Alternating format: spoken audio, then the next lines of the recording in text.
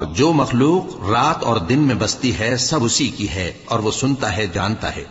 کہو کیا میں اللہ کو چھوڑ کر کسی اور کو مددگار بناؤں کہ وہی تو آسمانوں اور زمین کا پیدا کرنے والا ہے اور وہی سب کو کھانا دیتا ہے اور خود کسی سے کھانا نہیں لیتا۔ یہ بھی کہہ دو کہ مجھے یہ حکم ہوا ہے کہ میں سب سے پہلا فرما بردار بنوں، اور یہ کہ اے پیغمبر تم مشرکوں میں نہ ہونا۔ یہ بھی کہہ دو کہ اگر میں اپنے پروردگار کی نافرمانی کروں تو مجھے بڑے دن کے عذاب کا خوف ہے۔ جس شخص سے اس روز عذاب ٹال دیا گیا اس پر اللہ نے بڑی مہربانی فرمائی اور یہی کھلی کامیابی ہے۔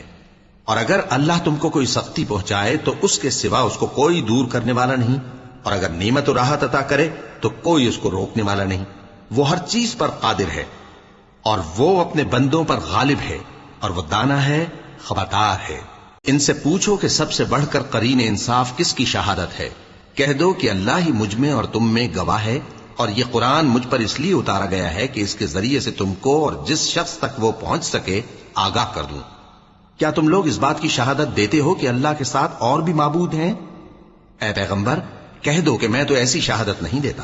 کہہ دو کہ صرف وہی ایک معبود ہے، اور جن کو تم لوگ شریک بناتے ہو میں ان سے بیزار ہوں۔ جن لوگوں کو ہم نے کتاب دی ہے وہ ان کو یعنی ہمارے پیغمبر کو اس طرح پہچانتے ہیں جس طرح اپنے بیٹوں کو پہچانا کرتے ہیں۔ جنہوں نے اپنے آپ کو نقصان میں ڈال رکھا ہے وہ ایمان نہیں لاتے۔ اور اس شخص سے زیادہ کون ظالم ہے جس نے اللہ پر جھوٹ باندھا یا اس کی آیتوں کو جھٹلایا؟ کچھ شک نہیں کہ ظالم لوگ کامیاب نہیں ہوں گے۔